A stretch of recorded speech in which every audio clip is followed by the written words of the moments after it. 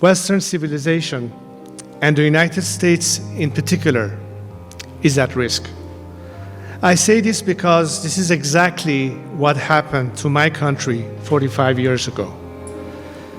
Iran, you might say, was the testing grounds for what my late father called the unholy alliance of the red and the black, radical Marxism and radical Islamism. These two ideologies converged not to create, but to destroy. Indeed, to destroy the very notion of Iran. As the Ayatollah Khomeini himself, upon his return to Iran, said, "Patriots are of no use to us. We need Muslims. Islam is opposed to nationalism, because nationalism means we want a nation, nationhood, and not Islam." He quickly put his ideology into action. Our National Consultative Assembly became the Islamic Consultative Assembly. Our conventional National Army was shunned in favor of the Islamic Revolutionary Guard Corps. The lion and sun symbol, which adorned our national flag for centuries, was replaced with Allahu Akbar. This united front of Marxists and Islamists took hold of my homeland, but was never satisfied with just taking over Iran, as these two ideologies do not believe in the concept, much less the border of a nation. Indeed, the Islamic Republic in Iran does not view itself as defending or limited to the borders of the Millat, or the Iranian nation, but rather the Ummat, or the Islamic Brotherhood. This expansion has gone far beyond the Middle East. Every day, we see graphic, distressing images of the consequences this regime's expansion has brought all the way to Europe and the West. From looting universities that were once the envy of the world, to supporting terrorist cells taking hold in Europe, to attempting to annihilate Israel, to expanding its criminal footprint to Latin America. This is not an accident. This is the Islamic Republic's political strategy. I invite you to read yesterday's statement and grave warning from the Director of National Intelligence on this matter. Sadly, this has all too often been ignored by many in the mainstream media and the fellow travelers who have come to dominate the commentariat class. Even this week, we are seeing this fifth column of the Islamic regime rear its ugly head in the media to try to convince you that the Islamic Republic's new president is a reformist. He is no such thing. He is nothing but a loyalist and lackey of this regime, and a proponent of its radical imperialist ideology. As he publicly wrote to the Hezbollah Secretary General, reiterating the regime's commitment to its proxies and their terror just this week. Indeed, the rise of radical Islam around the world can be traced directly back to the success of the Islamic Revolution in Iran and the establishment of this usurping anti-Iranian regime, backed by a minority and sustained through oppression and violence. The problem that began in Iran must be ended in Iran. But do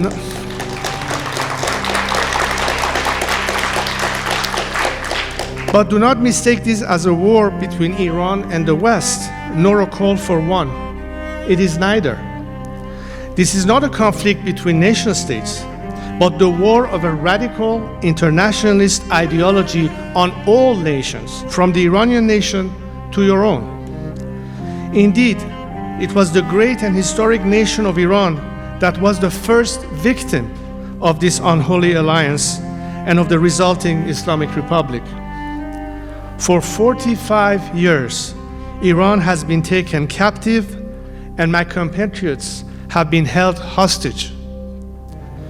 They have been held hostage not by American sanctions or Western policies, but by radical Islamism. But Western political elites have indeed been accomplices, not only in my compatriots being held hostage, but accomplices in the crimes against your own citizens and nations. The chief accomplice of the Ayatollahs in their violent march to their global caliphate has been American political naivete about the true nature of this regime and European guilt and fears of Islamophobia. You do not have to fight the war against this poisonous and murderous ideology on your own, but you must be aware that it is waging war against you. I do have good news, because there is an army rising up against this poisonous ideology, this unholy alliance. That army is the Iranian people, the united Iranian people. Today, I come to you with a message from that rising army, that nation under captivity, those citizens taken hostage. The Islamic Republic may have taken hold of Iran, but it has never taken hold of Iranians' love of country. Today, Iran, inspired by our ancient history and our great civilization, is in the throes of a national revival, a national reawakening, a national renaissance. Iranians are proud, strong people with a proud, storied history, and are not willing to lose it to this unholy alliance. As my compatriots on the streets or at the tomb of Cyrus the Great chant, we will fight, we will die, we will reclaim Iran.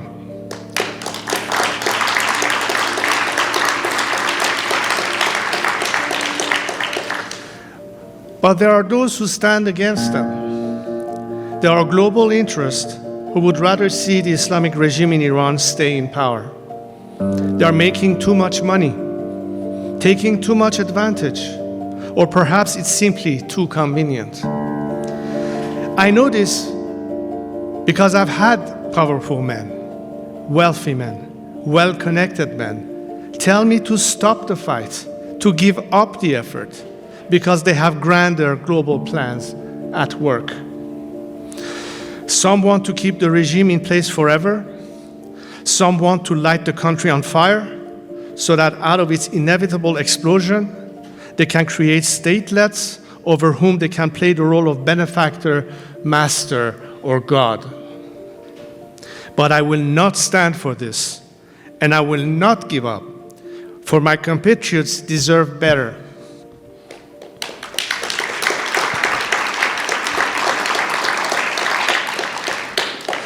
But do not be mistaken. This national reawakening is an Iranian project, not something to be cooked up in Washington, London, Berlin, or Paris. So why am I here with you today?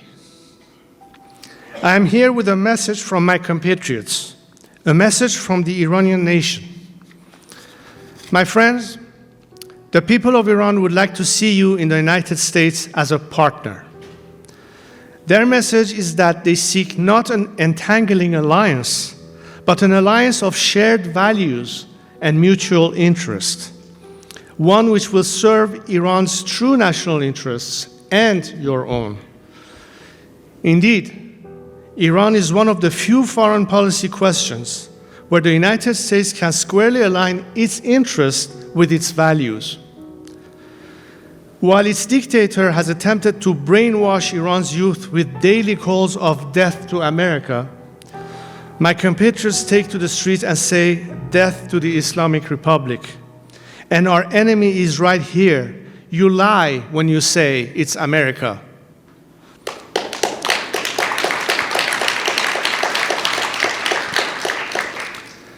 When the regime puts American flags on the ground, my compatriots refuse to step on it and walk around or jump over it. And this is not a new phenomenon.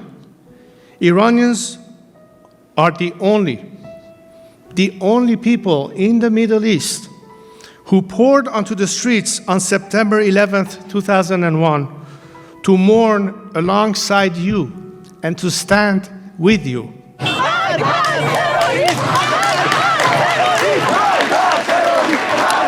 They have continued to see both their compatriots and yours killed in aimless conflicts the Islamic Republic has brought about in the Middle East.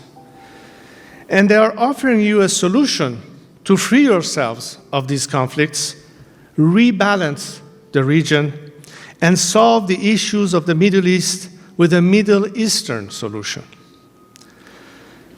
Because while the Islamic Republic seeks to spread its radical caliphate across the region, my compatriots denounce this imperialism and respond with shots of neither Gaza nor Lebanon. My life is only for Iran.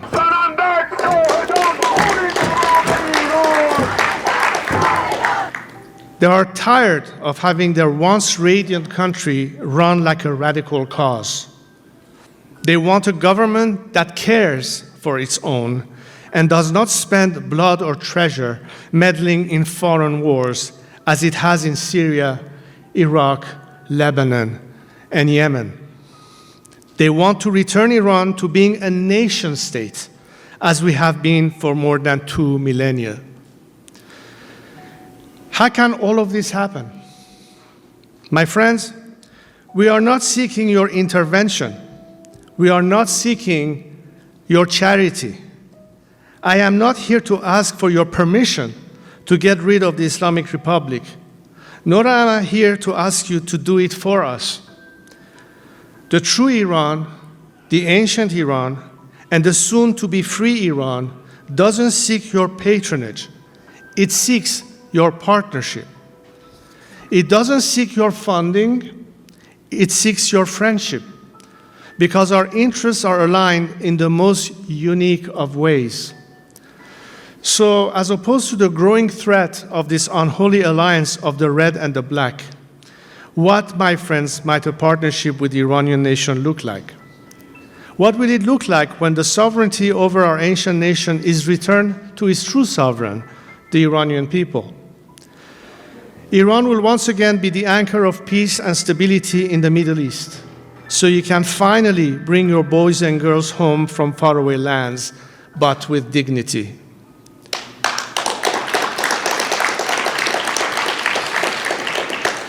Iran will once again be the center of prosperity in the region and a safe haven for foreign investment, not foreign aid.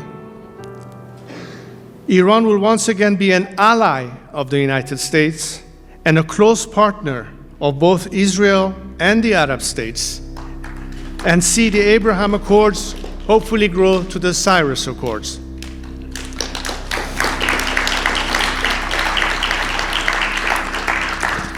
Iran will once again be the engine of progress, the defender of freedom and righteousness, not the spreader of terror and evil.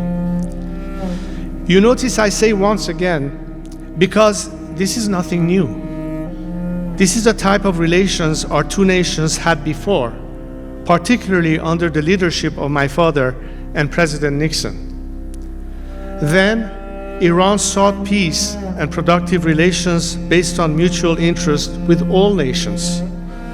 We were friends with America and its European allies, but we also maintained a balanced foreign policy by having stable, cordial relations with the USSR and China.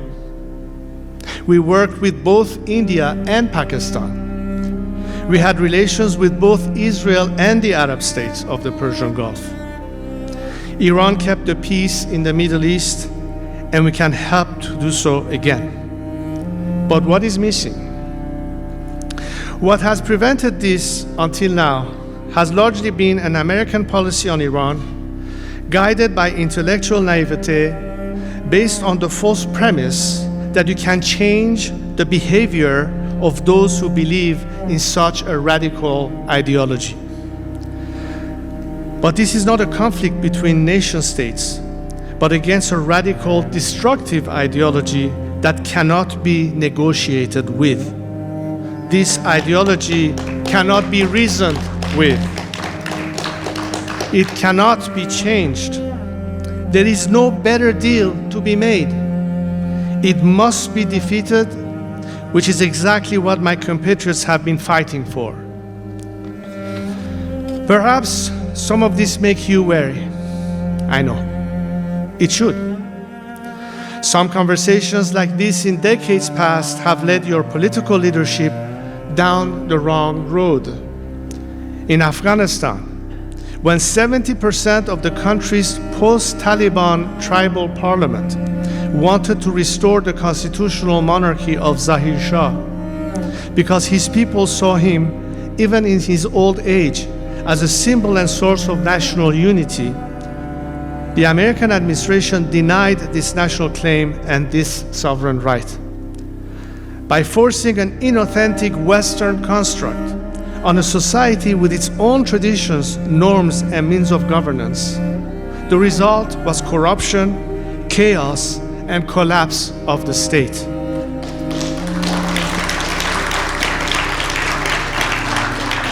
It was a devastating mistake, the consequence of which we continue to see today.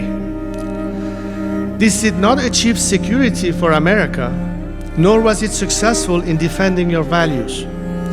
Today, terrorist attacks are once again launched from Kandahar, and women are once again enslaved in Kabul.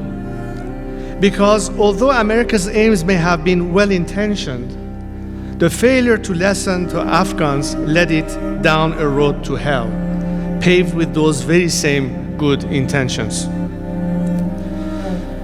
Only a few years later, in Iraq, Washington's political elite's arrogance and ignorance subjugated Iraqi national interests and sovereignty to small-minded sectarian interests that not only failed to unite the country, but further divided it. Citizens of Iraq were forced to see themselves not as Iraqis first and foremost, but as members of their religious sect, their ethnic group, or their clan, before seeking themselves as co-equal citizens of their nations. And let us not forget that all of this was brought about with military force. Let me make myself clear. That mistake should not be repeated in Iran, and I will not stand for those radical few who might advocate it, Iranians or Americans.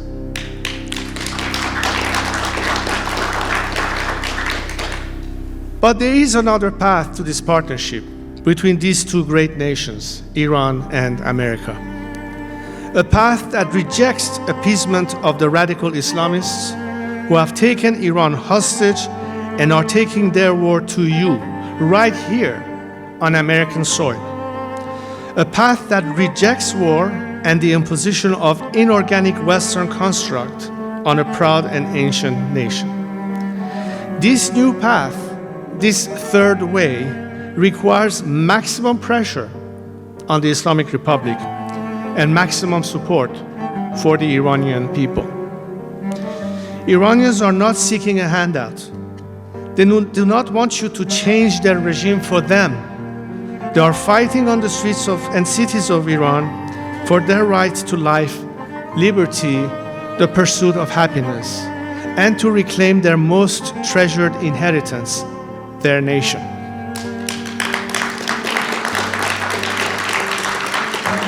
What they want is for you to stop emboldening their captors and killers by sending them billions of dollars, and as opposed to bring about peace through strength, bringing about chaos through weakness and appeasement.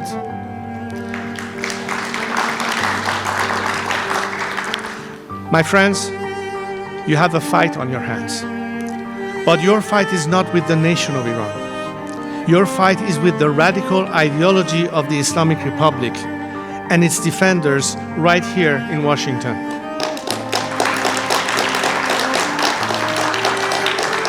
But you are not alone in that fight, because it is the same fight Iranians are fighting every day on the streets of my country.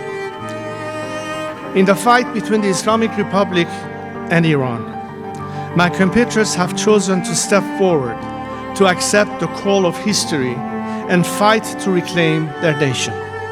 So have I, and I hope you will join us For as Burke said, when bad men combine, the good must associate, else they will fall one by one.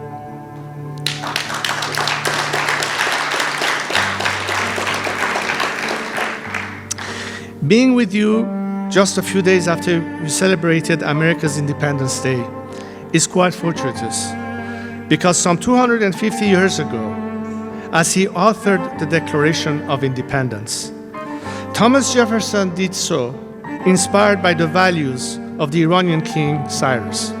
Iranians have never forgotten this connection, and today, as they fight not to create, but to liberate their nation, they are inspired by your struggle for freedom and love of country. Our two great nations share this special bond. Great civilizations, true nations, never remained subjugated. And we Iranians will reclaim our country. As this eventuality becomes a reality, be with us in this fight, not as our patrons, but as our partners, not as our founders, but as our friends. For our battle is won. Thank you.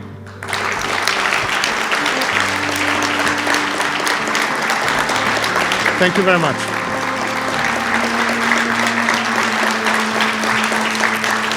Thank you so much. Thank you.